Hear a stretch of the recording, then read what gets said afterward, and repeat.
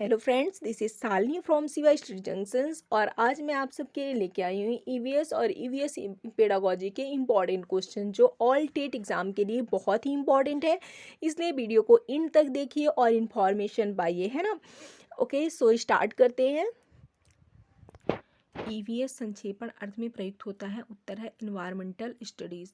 दूसरा प्रश्न है भारत के मानचित्र में दिल्ली की स्थिति के सापेक्ष हिमाचल प्रदेश की राजधानी शिमला और मध्य प्रदेश की राजधानी भोपाल क्रमशः स्थित है। उत्तर है दिल्ली के उत्तर पूर्व और उत्तर पश्चिम में। फ्रेंड्स, इसके लिए हमें अपने इंडिया का पूरा मैप देखना पड़ेगा, है ना, अच्छे से चेक करना पड़ेगा। फिर हमारा अगला प्रश्न है प्राथमिक स्तर पर पर्यावरण अध्ययन के शिक्षण का उद्देश्य नहीं है। तो क्या नहीं है? शिक्षक कक्ष में कड़े अनुशासन को सुनिश्चित करे, क्योंकि हमारी जो एनसीएफ 2005 है वह कड़े अनुशासन के लिए सीधे मना करती है कि बच्चों के साथ कोई ज़बरदस्ती नहीं करनी है, बिल्कुल मारना नहीं है, बिल्कुल उन्हें डराना धमकाना नहीं है ना, प्यार से सारी चीज़ें और खेल खेल में सारी चीज़ें बतानी है। ये हमारी एनसीएफ 2005 में दिया गया है। इसलिए अगर कभी भी ऐसी चीज़ आती है जिसमें कड़ा अनुशासन हो, बच्चे को डांटना हो, वो हमारा ऑप्शन डायरेक्ट आप रॉन्ग कर देंगे और दूसरे ऑप्शन की तरफ चले जाएंगे, है ना। निगेटिव चीज़ बिल्कुल भी बच्चों के लिए सही नहीं है, यहाँ पर ये बताया जाता है। हमारा अगला प्रश्न है कोई डॉक्टर एक मरीज को खाने के लिए कुछ दवाइयाँ लिखता है और साथ ही गुड़, आंवला और हरी पत्तेदार सब्जियां खाने का सुझाव देता है। यह मरीज किस रोग से पीड़ित होना चाहिए? तो हम पहले देख लेते हैं कि खाने के लिए कौन कौन चीज़ों की बोल रहा है। गुड़, आंवला और हरी पत्तेदार सब्जियां। फ्रेंड्स, हम सब जानते हैं कि गुड़ में आयरन होता है, हरी पत्तेदार सब्जियों में भी आयरन होता है और आंवला में कैल्शियम होता है ना। तो इससे ये कंफर्म होता है कि हमें डॉक्टर ऐसी चीज़ें खाने के लिए बोल रहा है जिसमें आयरन की मात्रा ज़्यादा पाई जाती है। तो आयरन की कमी से कौन सा रोग होता है? एनीमिया। सो इसका आंसर होगा एनीमिया।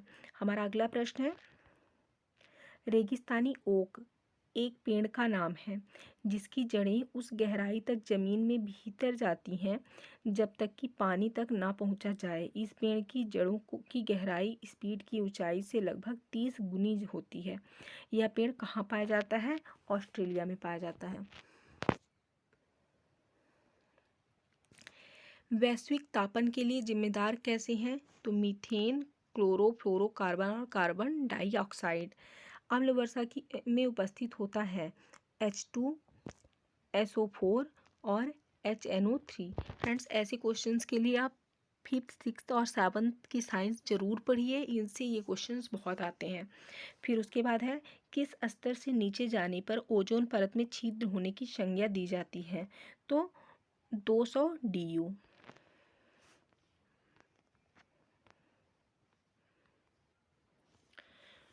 हमारा अगला प्रश्न है ध्वनि प्रदूषण नियम 2001 निर्देशित करता है। तो क्या निर्देशित करता है? लाउड स्पीकर के कारण ध्वनि प्रदूषण तथा पटाखों के कारण ध्वनि प्रदूषण को ध्वनि प्रदूषण नियम 2001 जो है वो निर्देशित करता है। अगला प्रश्न है हमारा पौधे और जंतुओं की संकटग्रस्त प्रजातियों को प्रदर्शित करने के लिए IUCN ने निम्न पुस्तक तैयार की। तो इसका उत्तर है रेड डाटा बुक। अगला प्रश्न है हमारा BISNOI संप्रदाय स्थापित किया गया था। तो ये विश्नोई संप्रदाय के संस्थापक गुरु जम्भेश्वर द्वारा। उसके बाद है हमारा अगला प्रश्न कौन सी गैस के कारण पत्तियों का सिकुड़ना, पत्तियों का गिरना तथा आकार में छोटा होना पाया जाता है? कार्बन मोनोऑक्साइड के कारण, जिसे हम CO भी लिखते हैं, इसका सिंबल होता है। फिर है पानी में पाए जाने वाले रेडियो सक्रिय पदार्थ का आंशिक कारण बनता है आँख से पानी गिरना। उसके बाद है भारत में कितने प्रतिशत भूमि पर वन है? तो भारत में वन रिपोर्ट 2007 के अनुसार भारत में वन क्षेत्र 19.47% है। ग्रीन हाउस प्रभाव सर्वप्रथम पहचाना गया था जीन बपतिस्ते फ्यूरियर।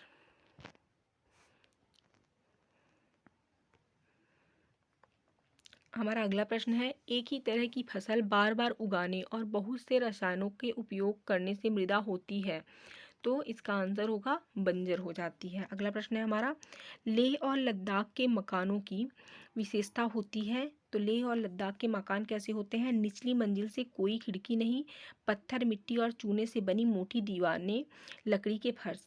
फ्रेंड्स, ऐसे क्वेश्चंस के लिए आपको थर्ड, फोर्थ और फिफ्थ की इन्वायरमेंट पढ़ना मैं सजेस्ट करूँगी, क्योंकि ये तीनों इन्वायरमेंट पढ़ने से आपके इस टाइप के क्वेश्चन पूरे कवर हो जाएंगे।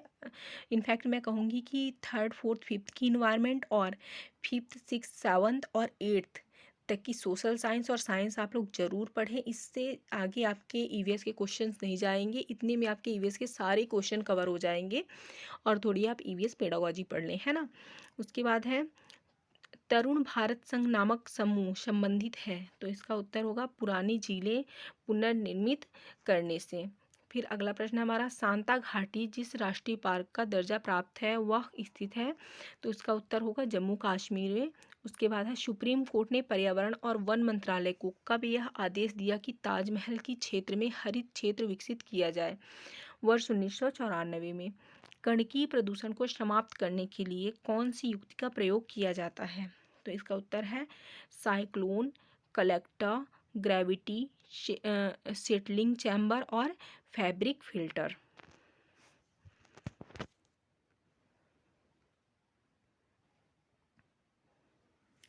प्राथमिक स्तर पर बच्चे का आकलन करने का सर्वश्रेष्ठ तरीका क्या है? तो पोर्टफोलियो का प्रयोग करना। उसके बाद है हमारा अगला प्रश्न, एक शिक्षक पढ़ाते समय श्रव्य, दृश्य सामग्री एवं शारीरिक गतिविधियों का प्रयोग करता है, क्योंकि यह। तो इसका उत्तर होगा अधिगम वृद्धि में अधिकतम इंद्रियों का उपयोग करते हैं। अगला प्रश्न है हमारा, पर्यावरण अध्ययन की कक्षा में संकल्पना स्पष्ट करने के लिए कविता और कहानी कथन का प्रयोग करना सहायता करता है। इसका उत्तर है स्थानीय एवं वैश्विक स्तर पर संचार की प्रकृति को खोजने और कल्पना करने की योग्यता को बढ़ावा देने में। अगला प्रश्न है, डिस्लेक्सिया मुक्ता कौन सी समस्या के साधन में संबंधित है? तो यह है पढ़ने के समस्या को दूर करती है। अल बिरूनी जिस देश से आया उसका नाम क्या है? उज्बेकिस्तान। उसके बाद अगला प्रश्न है हमारा, सहयोगात्मक अधिगम में पुराने एवं अध्यक्ष विद्यार्थी छोटी एवं कम कुशल विद्यार्थियों का आकलन करते हैं। गहन उपलब्धि और स्वर गरिमा। अगला प्रश्न है हमारा, निदान के पश्चात कोई डॉक्टर रोगी से कहता है कि उसके खून में हीमोग्लोबिन की कमी है, तो उस रोगी को आयरन की कमी को पूरा करने के लिए क्या क्या खाना चाहिए? जैसा अभी हम पहले प्रश्न में देख चुके हैं, क्या खाना चाहिए? आंवला, हरे पत्तेदार सब्जियां और गुड़।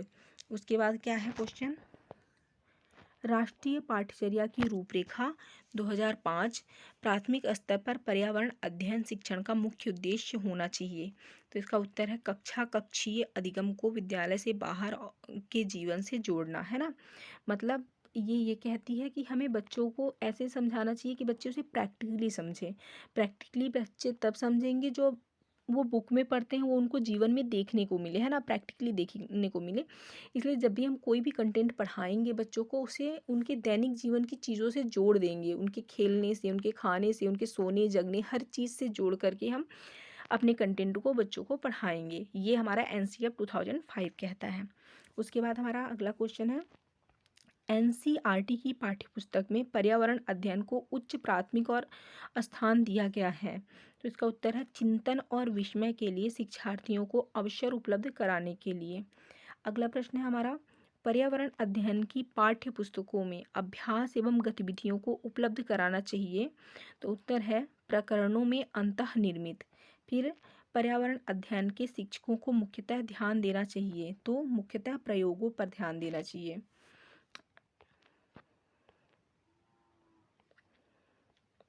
अगला प्रश्न है हमारा, पर्यावरण अध्ययन में एक अच्छे दत्त कार्य का मुख्य लक्ष्य होना चाहिए।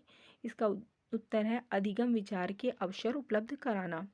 फिर पर्यावरण अध्ययन के शिक्षक के रूप में चिड़ियाघर के भ्रमण का आयोजन करने का मुख्य उद्देश्य होना चाहिए शिक्षा सक्रिय अधिगम अनुभव उपलब्ध कराना, है ना। फिर उसके बाद क्या है, प्राथमिक स्तर पर पर्यावरण अध्ययन में रचनात्मक आकलन को शामिल नहीं करता। तो क्या ऐसा है जो रचनात्मक आकलन को शामिल नहीं करता? शिक्षार्थियों की ग्रेडिंग और रैंकिंग जो है वो रचनात्मक आकलन को शामिल नहीं करता है। अगला प्रश्न है, उस वैज्ञानिक का नाम क्या है जिसने सर्वप्रथम मच्छर के पेट के अंदर ताप झांकी और यह सिद्ध किया कि मलेरिया मच्छर से फैलता है तथा इस अनुसंधान के लिए दिसंबर 1902 में चिकित्सा के क्षेत्र में नोबेल पुरस्कार प्राप्त किया? तो उसका नाम है रोनाल्ड रॉस। उसके बाद अगला प्रश्न है हमारा, रात में जागने वाले जानवर को हर चीज़ किस रंग की दिखाई देती है? तो केवल काली और सफ़ेद ही देख सकता है। जो जानवर रात में जागता है वो केवल चीज़ों को काली और सफ़ेद ही देख सकता है। अगला प्रश्न है हमारा,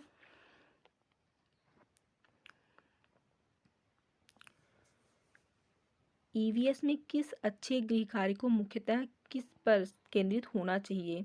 तो ईवीएस में किसी अच्छे गृह कार्य को विस्तारित अधिगम के लिए चुनौतियां और उत्तेजना पर केंद्रित होना चाहिए। हमारा अगला प्रश्न है, प्राथमिक स्तर की अच्छी ईवीएस पाठ्य चर्चा में होना चाहिए अपने आसपास की जानकारी को खोजने के अवसर प्रदान करना, जो एनसीएफ 2005 के थ्रू है कि बच्चों के लिए प्रैक्टिकल वर्क भी होगा और इंटरेस्टिंग होगा। एनसीएफ 2005 कहती है कि बच्चों के लिए कोई भी काम हमें प्रैक्टिकल करना है, साथ में इंटरेस्टिंग करना है ना, जिनमें बच्चे इंटरेस्ट लें। जब बच्चे इंटरेस्ट लेंगे तो उनके दिमाग में चीज़ें अच्छे से बैठेंगी और उन्हें मज़ा भी आएगा पढ़ने में।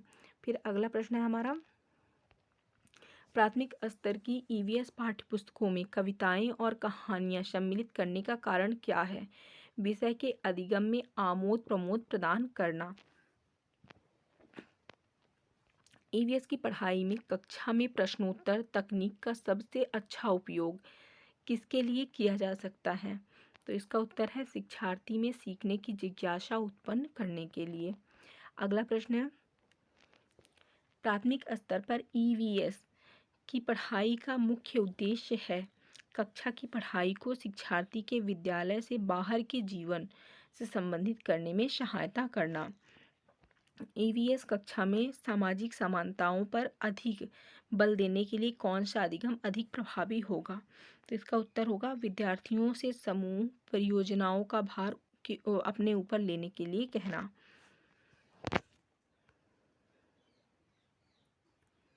अगला प्रश्न है हमारा, कौन सा पक्षी काफ़ी हद तक अपनी गर्दन को पीछे तक घुमा सकता है? तो इसका उत्तर है उल्लू। फ्रेंड्स, पक्षियों के बारे में भी आप पढ़ लें, ये भी इम्पॉर्टेंट है।